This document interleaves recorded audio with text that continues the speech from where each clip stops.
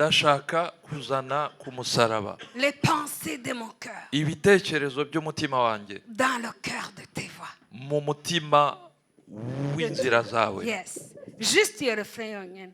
Iyo ndirimbo gusa. Maze on la chante sous forme de prière. Buri muntu wese avuga ati Seigneur, je vais porter mes pensées à la croix. Que chacun de nous chante ce chant en disant Seigneur, je veux Comme porter, une prière. je veux porter, Je veux porter et laver à ta croix les pensées de mon cœur dans le cœur de tes voix. Je veux n'être qu'à toi.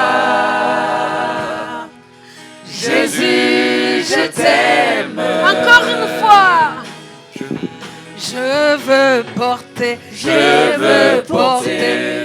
laver à ta croix les pensées de mon cœur dans le cœur de tes voix.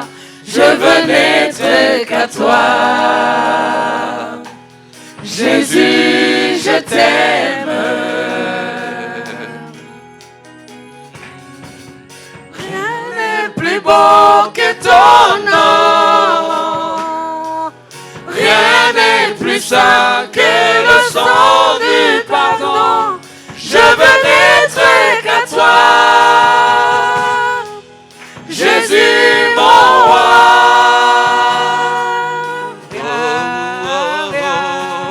Rien n'est plus beau que ton nom.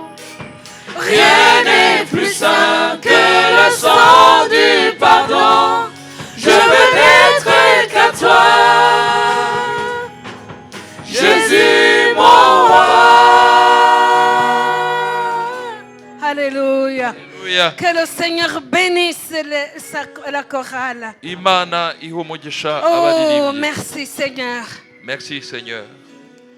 Oh, Alléluia. Alléluia. Alléluia. Alléluia. Oh, mes bien-aimés.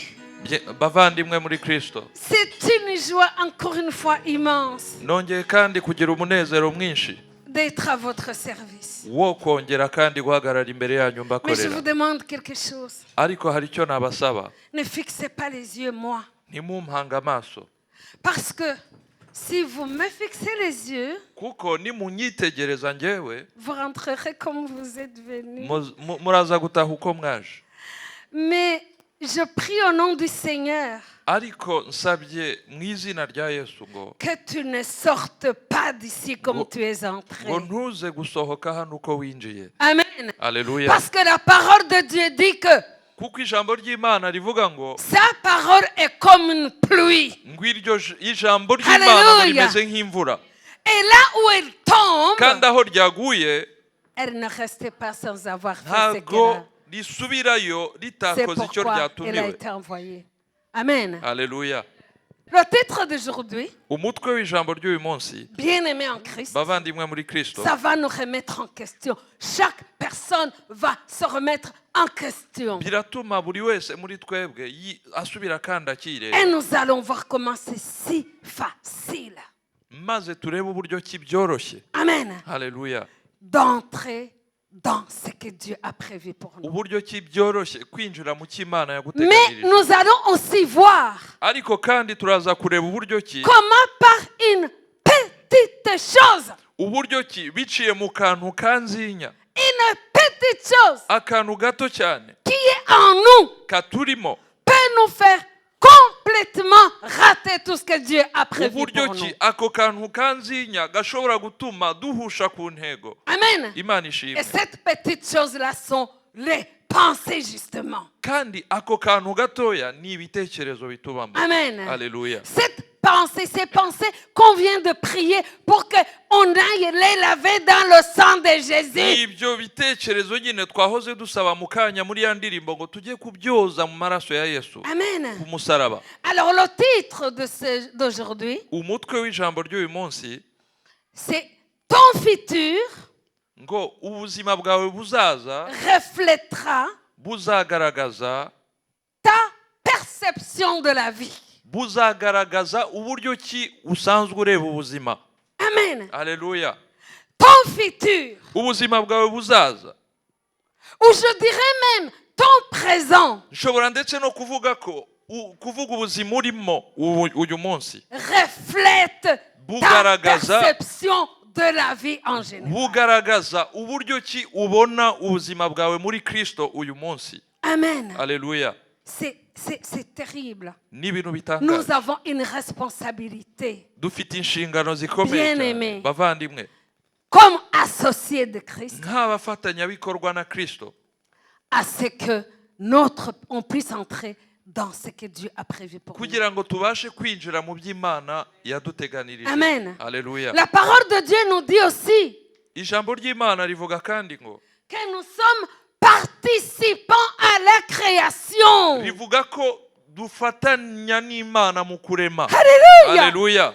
Participants à la Ngo création. dufatanya n'Imana mu kurema. Alléluia. Alléluia. Donc, tu es responsable Ni ukuvuga ngo ufite inshingano d'activer, inshingano zo gutuma ibintu bijya mu bikorwa, de participer inshingano zo gufatanya, zo kujyamo, kwinjira à ce que dans la création de ce que Dieu, à l'aboutissement de ce que Dieu est en train de faire de ta vie. ufite inshingano mu gusohora kwa gahunda Imana ifite mu buzima bwawe. Amen. Imana ishimwe. Tu es le premier élément. Uri ikintu cya mbere. Tu es le seul et unique Uri igikenewe cya mbere kimwe rukumbi. qui fonctionne avec Dieu, Igikenewe cya mbere kizakorana n'Imana. même qui corana aussi dans le présent. Gikorana n'Imana ndetse no mu buzima bw'uyu munsi. Amen. Alléluia. Parce que notre futur Kubera ko ubuzima bwacu buzaza a fondation de notre présent. bugira urufatiro kuri ku buzima bwacu bw'uyu munsi. Alléluia. Alléluia. Bien-aimés en Christ. Bavandimwe muri Kristo. C'est terrible. Ni ibintu bitangaje. Comment les enfants de Dieu, Uburyo ki abana b'Imana on cherche ce qui est loin, bashakisha cyane ibya kure, on fixe les yeux à ce qu'on n'a pas bahanga encore. amaso bya bindi badafite badashyikira. Amen. Alléluia. Alors que Mu gihe Dieu veut d'abord voir notre contentement de ce qu'on a maintenant pour le glorifier. mu gihe Imana yitegereza cyane uburyo ki twitwara mu byo dufite kuri uyu munsi kugira ngo tuyiheshe icyubahiro. Amen. Alléluia. Bien-aimés en Christ, Bavandimwe muri Kristo, nous allons lire tugiye gusoma la parole de Dieu. ijambo ry'Imana Nous allons lire Marc 4, de Muri Mariko. 24 à 28. Mariko 4 duhereye kuri 24 tugere kuri 28. Je vais lire en Kinyarwanda. Alléluia. Arababwira ati nimuzirikane ibyo mwumva. Urugero mugeramo nirwo muzagererwamo kandi muzarushirizwaho.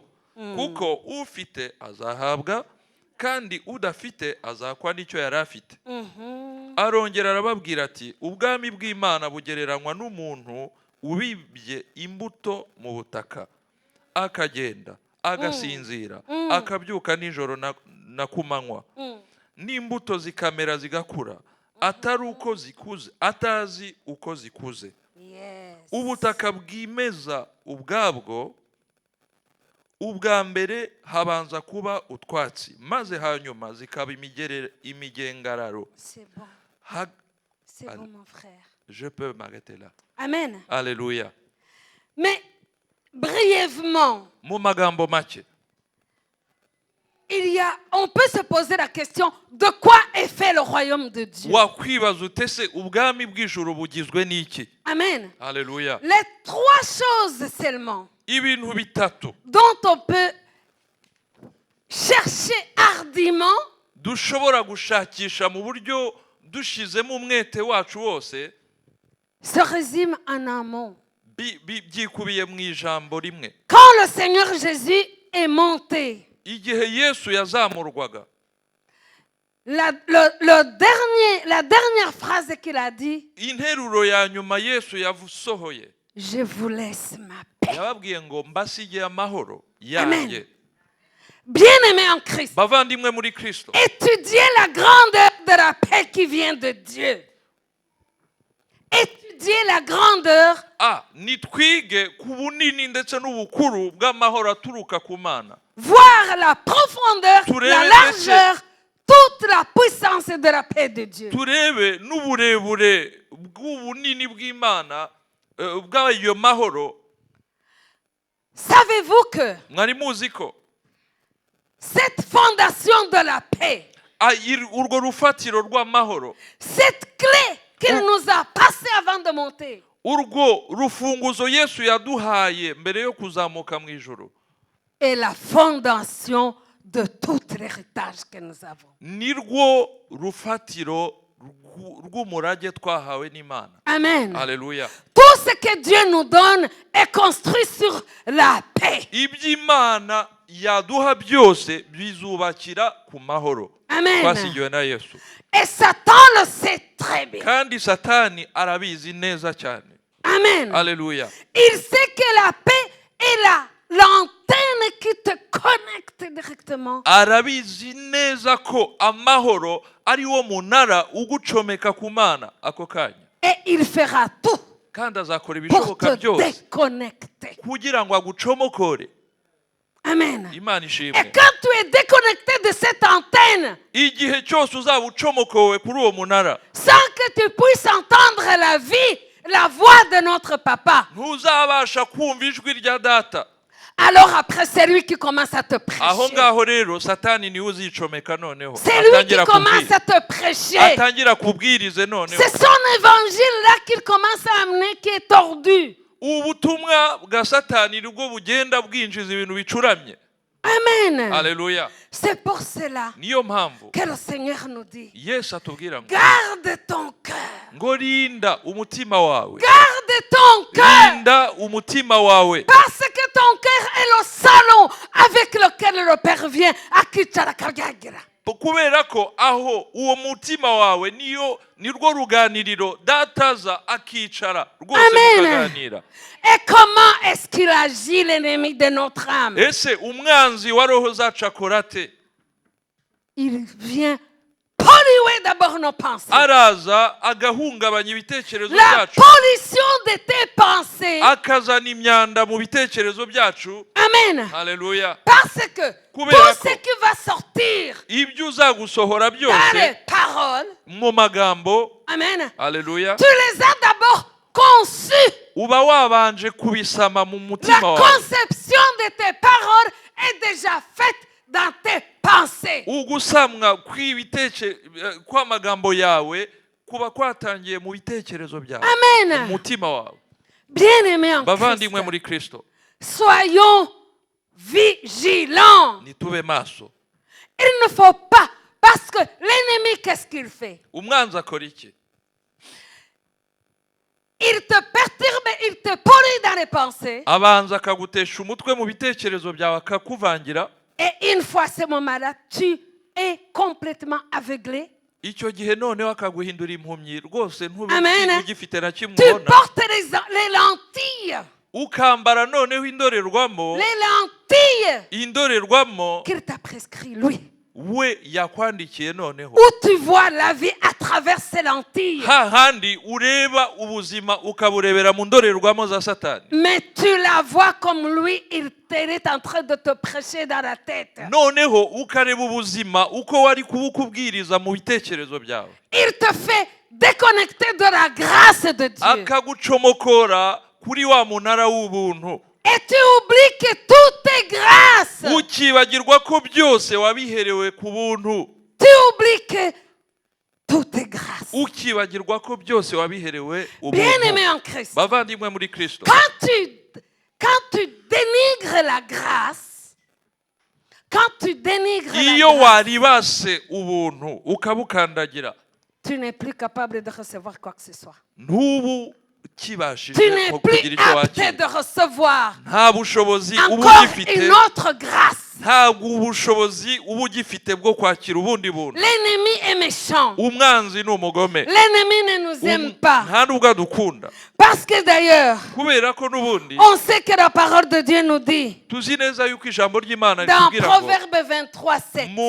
mu migani 23 murongo wa 7 Proverbe 23, 7. migani 23 La murongo wa parole de Dieu 7 dit, ijambo ry'Imana riravuga ngo car Kuko. il est comme les pensées de son âme. kuko uko atekereza ku mutima ariko ari Bien-aimés en Christ, bavandimwe muri Kristo est-ce que vous vous rendez compte ese murabyumva que notre identité ko ikituranga twebwe est assise d'abord dans notre âme? kibanza kigashingira mu bitekerezo muri roho zacu Amen. Imana ishimwe Mais n'oublions pas que l'âme est la partie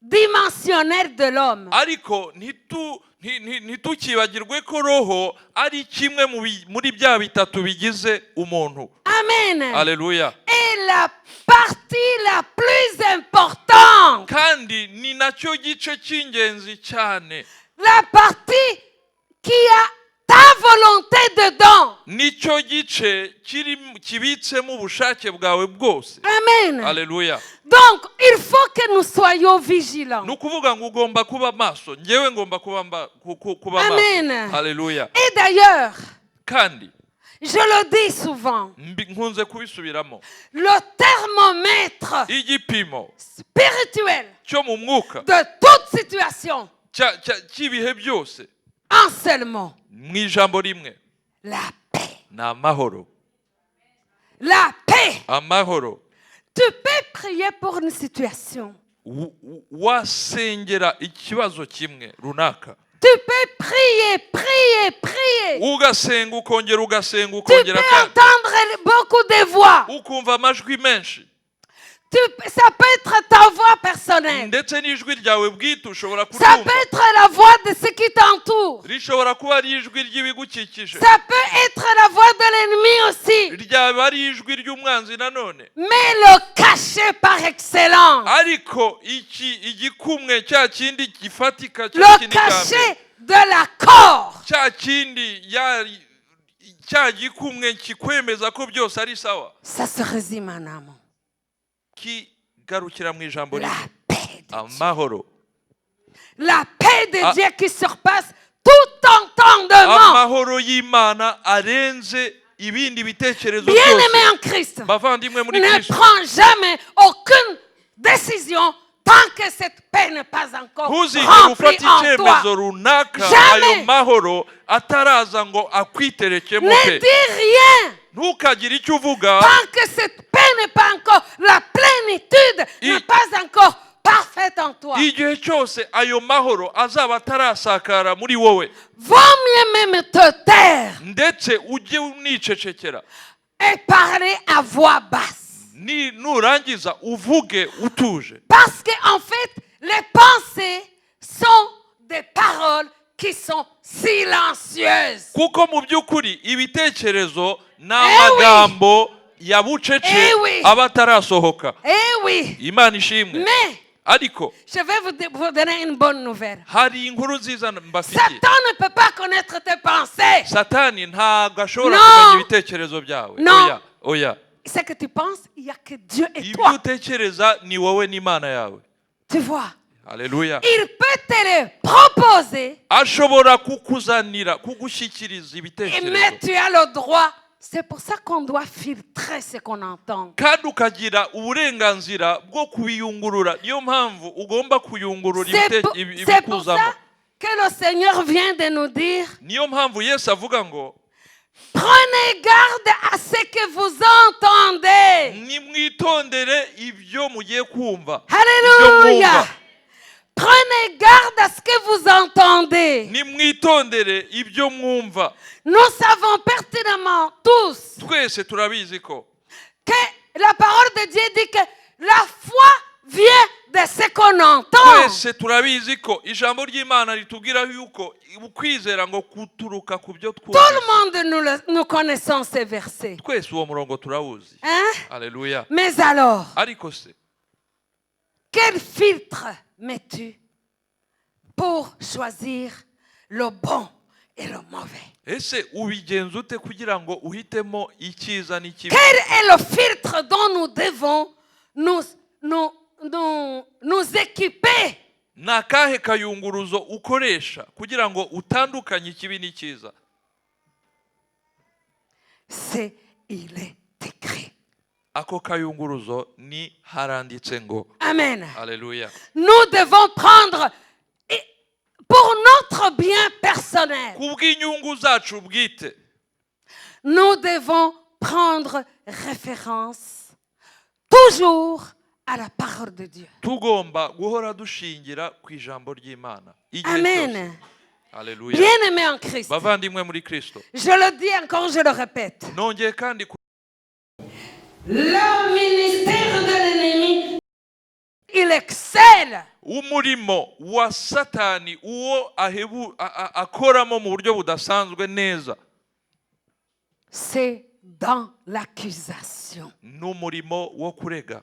Amen. Alléluia. Et si on ne fait pas attention, Kandi nutitonda on peut être son associé dans l'accusation. ushobora kuba umufatanyabikorwa nawe mu gikorwa cye cyo kuregana. Amen. Alléluia.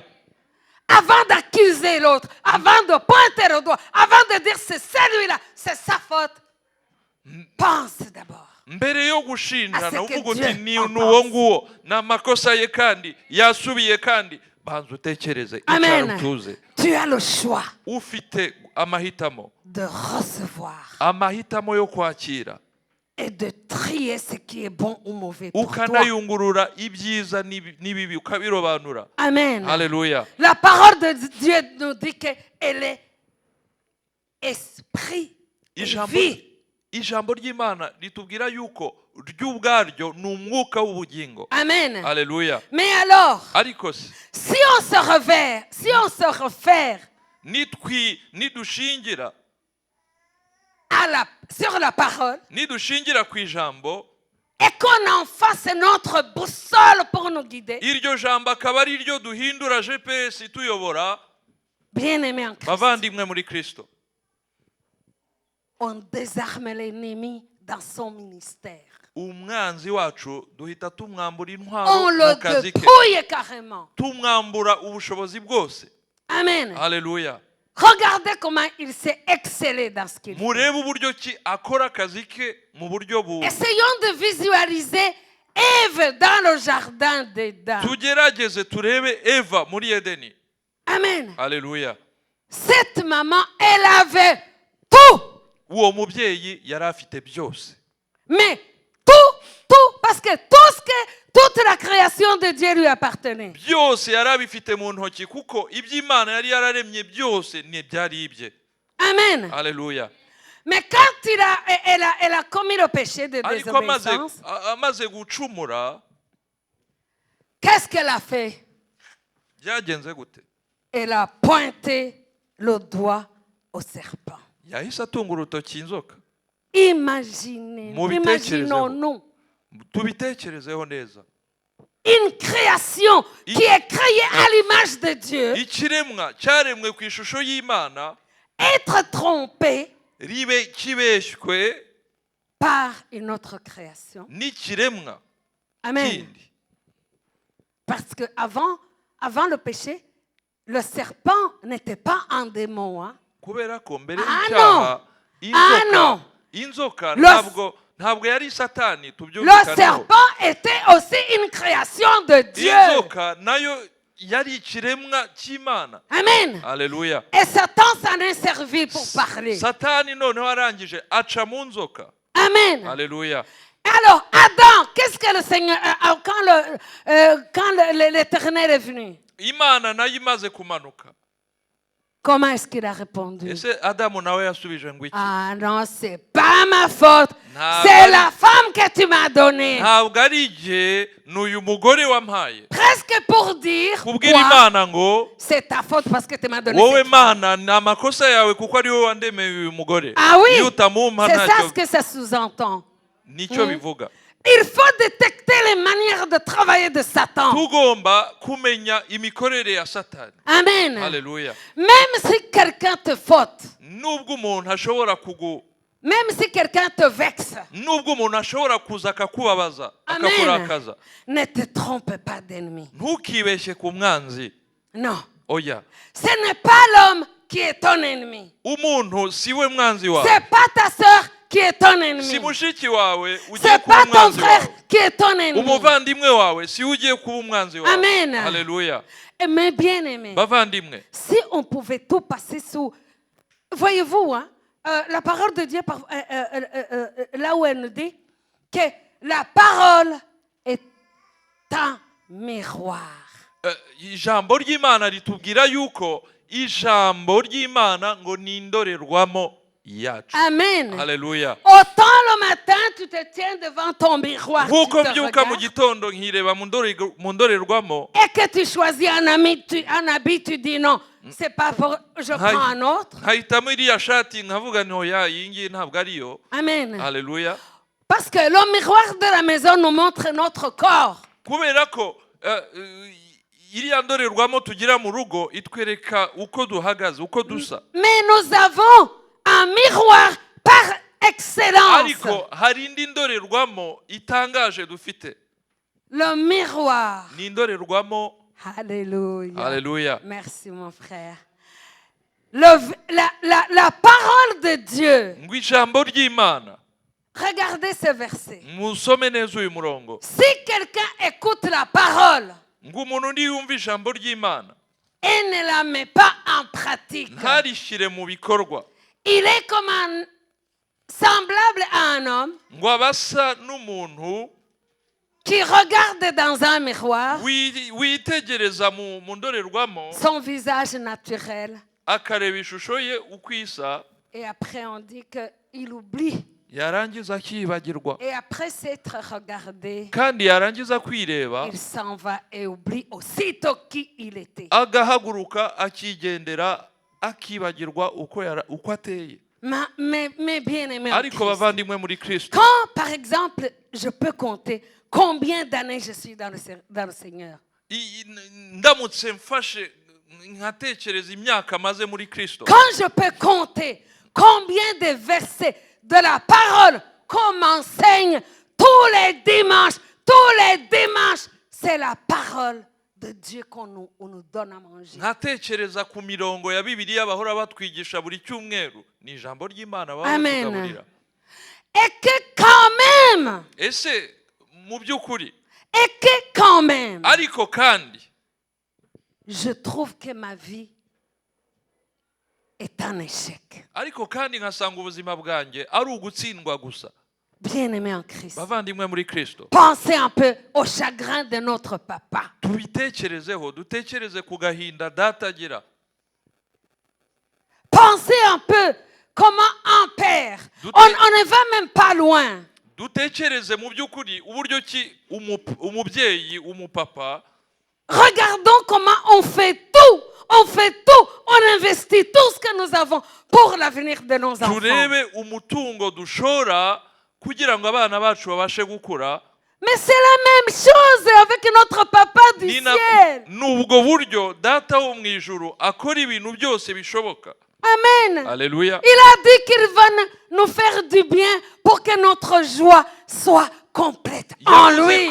yavuze ko azatugirira neza kugira ngo umunezero wacu ube ukwiriye. Amen. Alléluia. Bien-aimés en Christ. Bavandimwe muri Kristo. On devait être la famille de Dieu. Inzu y'Imana. On devrait être un peuple qui est simplement dans l'allégresse. Twakagombye kuba ubwoko bwibera mu munezero gusa. Amen. Alléluia. L'allégresse. Umunezero gusa. L'allégresse. Umunezero gusa. Pas dans les émotions. Ntago twagakwiye kwibera mu marangamutima gusa. Non. Oya. Les émotions sont des liens. amarangamutima ni imigozi. Il faut, si on pouvait avoir la révélation, dushoboye byibura guhishukirwa, le lien le plus difficile à couper dans la vie, dushoboye guhishukirwa imigozi igoye cyane guca, ce sont les liens niyo qui emprisonnent nos pensées. niyo migozi igenda ikaboha Bien ibitekerezo aimé dans le byacu. Christ, Bavandimwe muri Kristo, quand tu tombes sur quelqu'un igihe uguye ku muntu qui est limité ufite aho agarukira et qui a mis voyez-vous, c'est comme un cheval que tu montes, hein. reba ifarashi ushobora kujyaho, Il a ce qu'on appelle une mule, comment est-ce qu'on dit? Enfin, on leur met il y a encore? Oui, une visière. Œillère, merci ma soeur. Un cheval ifarashi qui porte un œillère, yambara icyo kintu nyine bayambika mu isura, il ne voit que la petite espace qui est entre ses deux yeux. iba ifite gusa ahantu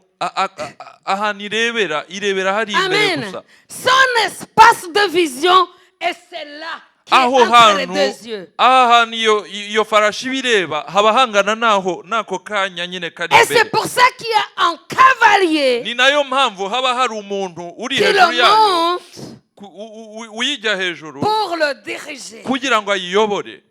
Amen. Haleluya.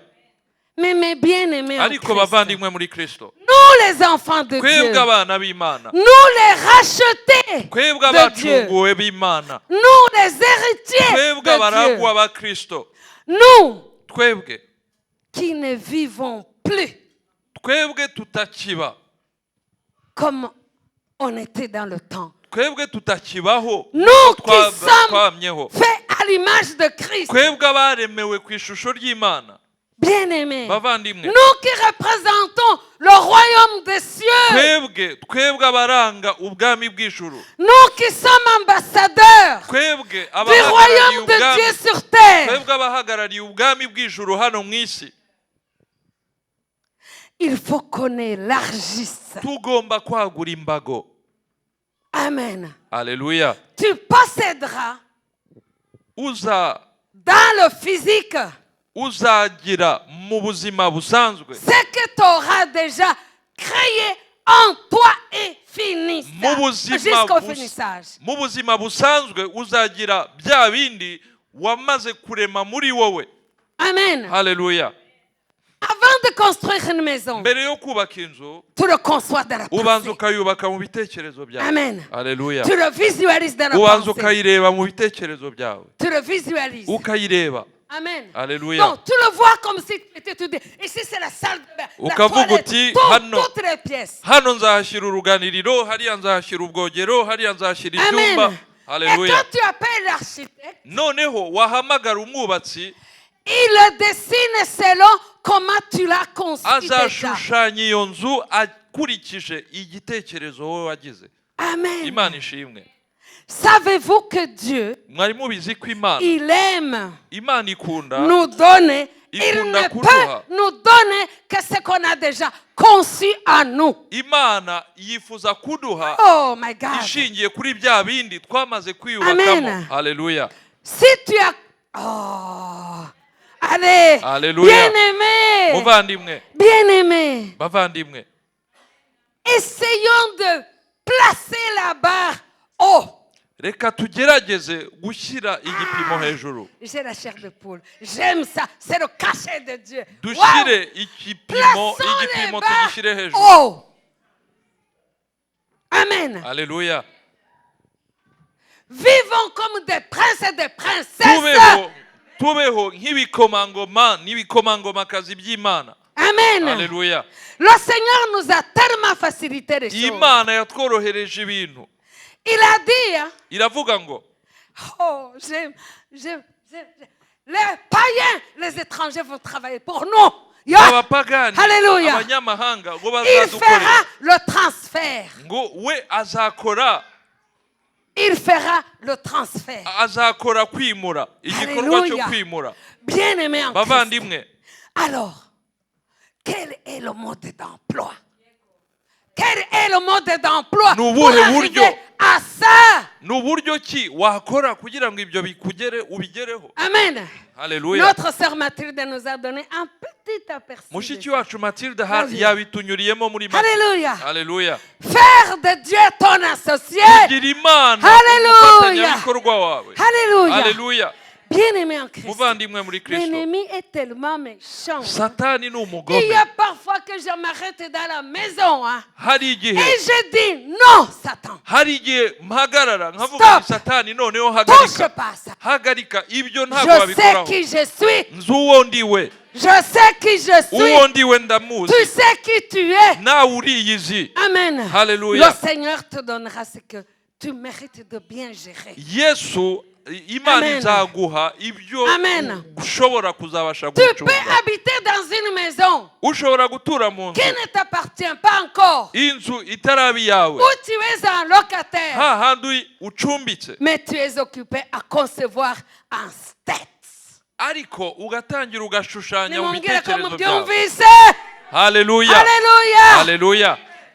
Tu visualises un Ugatangira state. ukareba. Pas un, pas deux. Nturebe Mirongo itanu ijana. nturebe inzu Haleluya. imwe ahubwo ukareba nyinshi. Pose-toi une question. Ibaza ikibazo kimwe. Pourquoi les autres sont arrivés à le faire? Abandi se bashobojwe n'iki? Pourquoi? Kuki abandi babigezeho? Pourquoi pas moi? None rero niba abandi babigezeho wowe urabuzwa Pourquoi pas n'iki? moi? Urabuzwa Moi n'iki? qui ai reçu la clé. Njyewe Il m'a nakiriye donné, je t'ai urufunguzo. donné la clé. Imana Il yaduhaye t'a donné la urufunguzo. clé. Yesu yaguhaye urufunguzo. Alléluia. Haleluya. Il t'a donné la clé. Yaguhaye urufunguzo. Mais dis-toi une chose. Il y a un mode d'emploi. Ariko ugira icyo wibwira, hari uburyo ki Il ugomba y a un gukora. mode Hari d'emploi. uburyo, hari inzira bicamo. Alléluia. Haleluya. Et ce mode d'emploi se Kandi iyo nzira bicamo résume yikubiye mu ijambo rimwe. en un mot. Mu ijambo rimwe. L'obéissance Kumvira. à cette Kumvira parole. ijambo ry'Imana. Bien-aimé dans notre Bavandimwe muri Kristo. tout ce que tu fais, Ibyo ukora byose demande-toi ibaza ikibazo. qu'est-ce que Dieu pense de ça. Imana ibitekerezaho iki? Amen. Haleluya.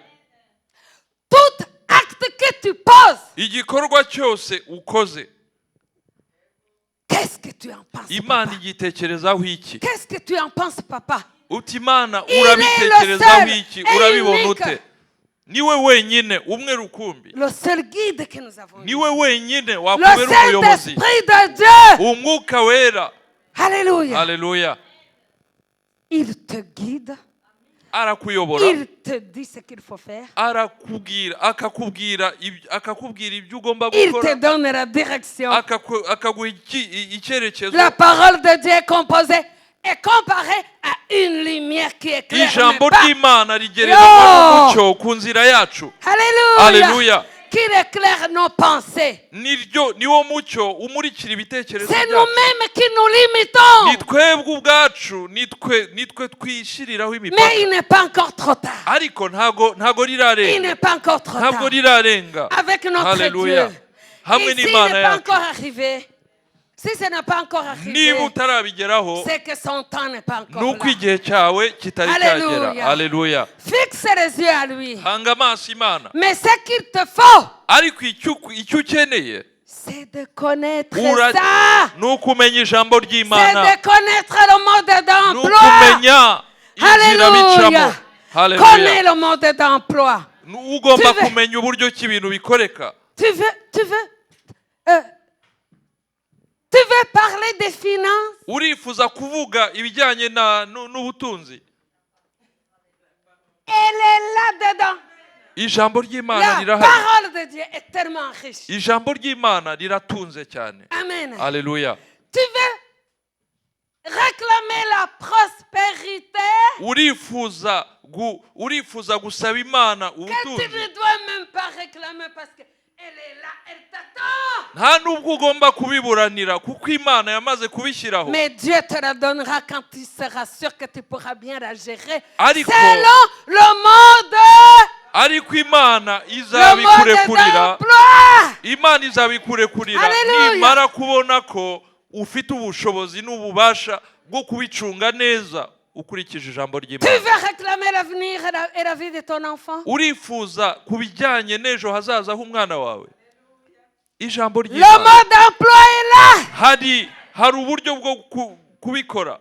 Il a dit dans Deutéronome, Yabyanditse neza mu je bénirai le gutegeka kwa fruit de kabiri tes ngo entrailles. nzaha umugisha Alléluia. imbuto zinda zanyu, Je bénirai. ngo nzaha umugisha. Il n'a pas limité quelle bénédiction. Ntabwo yigeze igira aho igarukiriza, Élargis. ahubwo nahaweho kwagura. Crée. Kwagura, Demandez le don saba impano, de création. impano za Kristo. Bien-aimé en Christ. Bavandimwe muri Kristo, Turi bikomangoma. nous sommes des princes et des princesses. Amen. Alléluia. Mais ntituve mu byo twigaraguramo. Ariko tuve mu byo twigaraguramo, Tuve mu gahinda. reka tuve mu gahinda. Nous devons sortir la vallée de lamentation. Tugomba Sortez! tuve mu kibaya cyo kuganya. Tuvemo, Sortez! tuvemo, Sortez de la vallée de Tuvemo. lamentation. tuvemo. Oh, j'ai raté un enseignement terrible que l'apôtre a donné. J'étais malade. La vallée de la louange. Hari ikibaya Aïe, aïe, aïe, cy'amaganya. aïe, aïe, aïe, aïe. Ugatambira Imana uri wenyine mu nzu. Et tu danses, Ugatambira Imana tu uri danses. wenyine. Uri mu kwega. Urakwega. Dieu ne Uba uri résiste. gukwega. Bene data. Bene data, Et dire que, kuvuga ngo oh Jesus, dire que il est si facile. Quand le Seigneur a dit, tout est accompli. igihe Yesu yavugaga ngo byose birakwiye kandi biratunganye. Alléluia. Alléluia. Entre dans le tout. Injira muri ibyo byose. Creusez le mot tout. Iryo jambo byose urisesengure neza. Va dans la Bible et cherche tout ce qui comporte le mot tout. Ujye muri Bibiliya usome ibijyanye n'iryo jambo byose. Extraordinaire. Mais une chose aussi que Ariko hari ikintu kimwe j'ai eu la révélation. mfite icyo Imana yampishuriye.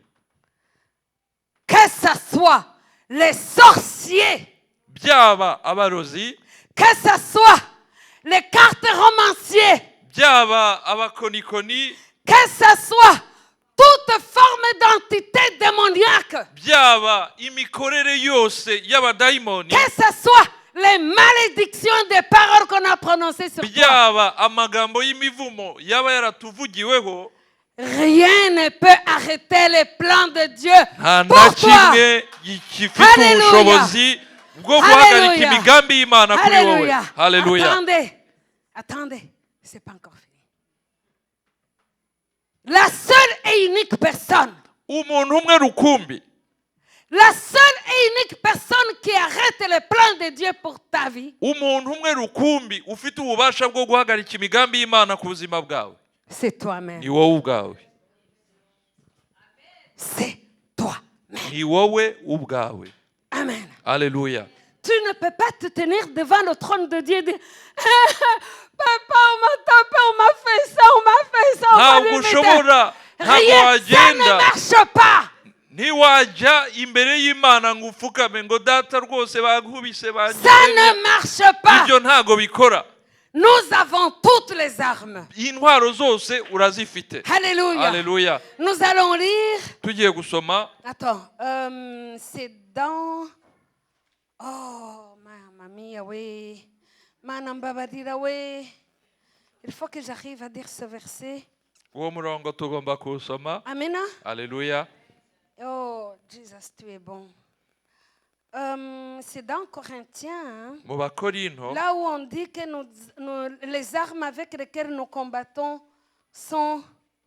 Ah, 2 Corinthiens Abakorinto ba kabiri 10, 4, 5. igice cya 10 umurongo wa 4 tukageza ku wa 5. Yes.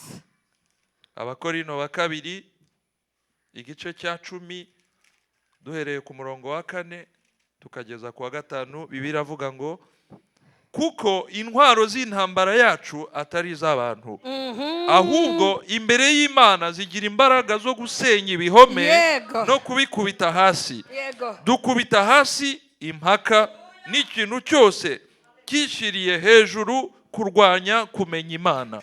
Amen. Dufata mpiri ibitekerezwa Data. mu mitima byose ngo Data. tubigomorore Kristo. Alléluia. Alléluia. Nimurebe. Écoutez. Nimurebe ce qu'on doit faire. Écoutez ce qui est écrit. Ngo, nous renversons les raisonnements. Ahubwo ku murongo wa 5 ngo dukubita hasi impaka Et nous amenons toute pensée captive à kandi l'obéissance de Dieu. ikintu cyose cyishyiriye hejuru kurwanya kumenya Imana, dufata mpiri ibitekerezwa mu mitima yose. Amen. Alléluia. Bien-aimés dans le Christ. Bavandimwe muri Kristo, Les armes que nous avons sont puissantes. intwaro dufite mu ntoki Quand elles zirakomeye sont de Dieu. kubera ko ari Mais iz'Imana, parfois on s'y trompe. Parfois on s'y ariko trompe. akenshi turibeshya Et nous voulons les employer dans la kandi chair. tukifuza kuzikoresha mu mubiri. Amen. Et Alléluia. c'est pour ça que nous avons dur. Ni nayo mpamvu C'est bitugora, pour ça que nous avons mal. niyo mpamvu bitubabaza, C'est pour ça que nous souffrons. niyo mpamvu tubabara. Pourquoi? Kubera iki se? Nous voulons porter les armes de Dieu dans la chair. Turifuza kwambara intwaro z'Imana mu mubiri. Amen. Alléluia.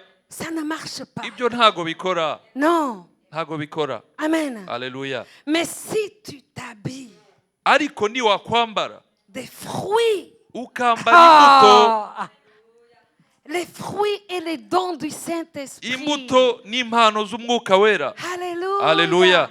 J'aime la parole. Nkunda cyane ijambo ry'Imana, J'aime le Seigneur. nkunda cyane Yesu.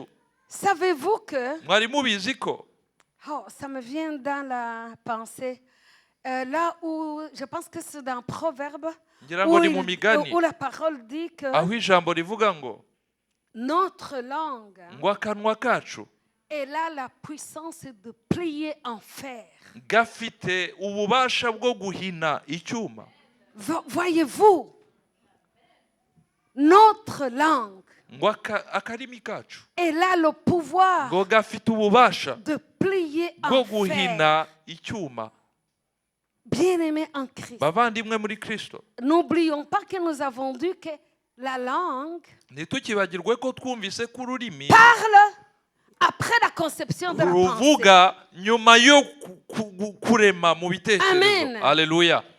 Alors, bien-aimés dans le Christ, Bavandimwe muri Kristo, tu peux même être devant le plus monstre de tous les monstres, de tous les monstres de créatures. waba imbere y'igikoko kiruta abandi bazimu bose, Si tu le confrontes dans la douceur, niwa icyo gikoko naho wacyegera mu bugwaneza, tu pourras le dompter. uzabasha kugicisha, Tu pourras dompter uzabasha kukigusha neza, n'importe quelle créature. uzabasha kukigusha neza kandi ukakiganza. Si tu l'abordes dans la douceur. Ariko niwacyegerana ubugwaneza, Si tu l'abordes avec intelligence de Dieu. kandi niwacyegerana ubwenge bw'Imana, Cette intelligence que le Seigneur nous a recommandé de demander tous les jours. ubwo bwenge nibwo Yesu yadusabye guhora dusaba. Data, Bien-aimés dans le Christ, bavandimwe muri Kristo, soyons reka tube participants reka tube abafatanya de la création abafatanya n'Imana mu kurema, de Dieu sur cette terre. mu kurema kw'Imana hano ku isi. Amen. Alléluia. Le Seigneur nous donne tout Yesu, ce que nous avons besoin. Imana iduha ibyo dukeneye byose, Mais il te donne. ariko iguha C'est comme si en fait il puise en toi tes désirs. ni nkaho igenda ikavoma muri wowe ibyifuzo ufite. Amen. Alléluia. Il ne te donnera pas ce qui peut dépasser tes capacités. Ntabwo Imana izigera iguhereza ibirenze Et ubushobozi même la bwawe, parole de Dieu le dit. ariko kandi n'ijambo ry'Imana Que rirabivuga toute tentation, ngo ibigeragezo byose, toute tentation ibigeragezo byose qui dépasse notre capacité, ngo kizarenza ubushobozi bwacu, Dieu ne le permettra pas. ngo Imana izakiturinda. Parce que Dieu nous aime trop. Kuko Imana iradukunda mu buryo Dieu nous burenze. aime trop. Imana iradukunda cyane. Amen. Haleluya. Dieu nous aime trop. Imana Et idufitiye parfois urukundo rukomeye. on fait des choix. Kandi akenshi tugira On amahitamo, se fixe trop sur les choses terrestres. On se focalise sur les choses terrestres. tugahanga amaso ibintu bya hano munsi, Mais pour Dieu, ça c'est rien du ariko ku tout. Mana ibyo bintu nta n'icyo Amen. bivuze. Haleluya. La seule chose que Dieu qui l'intéresse en toi, c'est ton âme et ton esprit. Ikintu kimwe gusa gihangayikisha Uwiteka ni roho yawe n'umwuka wawe. Amen. Haleluya. Mais quand il aura vu Ariko niwamara kubibona, que tu as fait le bon choix, Imana izakubaza ati ese wahisemo neza? bien-aimé, Bavandimwe, la parole de Dieu nous le dit. ijambo ry'Imana ritubwira ngo Fais de l'éternel ton désir. ngo nezeza ngo reka Uwiteka agire abe Fais ikigushimisha de kurusha l'éternel ibindi, tes délices. Et il te donnera tout ce que ton cœur désire. haleluya. Amen. Pourquoi est-ce qu'il s'est mis d'abord en premier? Imana iravuga ngo wishimire Uwiteka nawe azaguha ibyo umutima wawe usaba. Amen. Haleluya. Il s'est mis lui en premier We yabanje kwishyira mu mwanya wa mbere pour ne pas nous perdre. kugira ngo ye kuzatubura. Amen. Haleluya. Parce que pour lui, il nous voit dans l'éternité. Kubera ko Imana ihora itureba mu buzima bw'iteka. Alléluia. Haleluya. Bien-aimé en Christ. Bavandimwe muri Kristo, Si le titre d'aujourd'hui nous dit, umutwe w'ijambo ry'uyu munsi iravuga ngo, si le titre d'aujourd'hui nous dit ijambo ry'uyu munsi iravuga ngo que notre vie ou notre futur ubuzima bwacu cyangwa se ejo hazaza hacu reflète ngo kurangwe reflète notre aba ariko kugaragaza la perception de notre vie. aba ariko kugaragaza imitekerereze yacu y'uyu munsi. Alors comment est-ce que je peux conclure ça maintenant? Ese ibyo nasoza mvuga iki? Que quand on te regarde, Ngo igihe bakureba on voit que tu véhicules le royaume de babibone Dieu neza en ko muri toi. wowe utwaye ubwami bw'Imana. Alléluia. Haleluya. N'est-ce pas que sa parole nous dit? Ese si ko ijambo ry'Imana ribivuga On ngo doit prier notre Père qui est aux iyo cieux. dusenge tuvuga tuti data wa twese uri mu Que ta ijuru, volonté soit faite sur la terre comme aux cieux. ngo icyo ushaka gikorwe munsi nk'uko gikorwa mu ijuru. Amen. Haleluya. Donc, mes bien-aimés, Bavandimwe, soyons le véhicule du royaume de Dieu sur cette terre. reka tube abatwara ubwami bw'Imana hano ku isi. Amen. Haleluya. Alors à ce moment-là, on peut prétendre, on peut se vanter qu'on a réussi notre vie. Icyo gihe noneho tuzabasha noneho Haleluya. ryo kuvuga Faisons tuti le nibyo bon koko choix. ubuzima bwacu twarabushoboye. Faisons le bon choix. Reka tugire amahitamo Et meza, si tu fais le bon choix, kandi niwagira amahitamo meza tu ne seras jamais déçu. ntabwo uzigera wicuza. On n'entendra jamais dans ta bouche une lamentation. mu kanwa kawe ntabwo hazigera Tu hasohoka amagambo yo seras en kuganya, vase d'honneur. ahubwo uzahinduka igikoresho Si tu cy'agaciro fais le bon choix, niwahitamo neza. tu seras comme dans Ésaïe. Uzahinduka nk'uko babivuga muri Yesaya.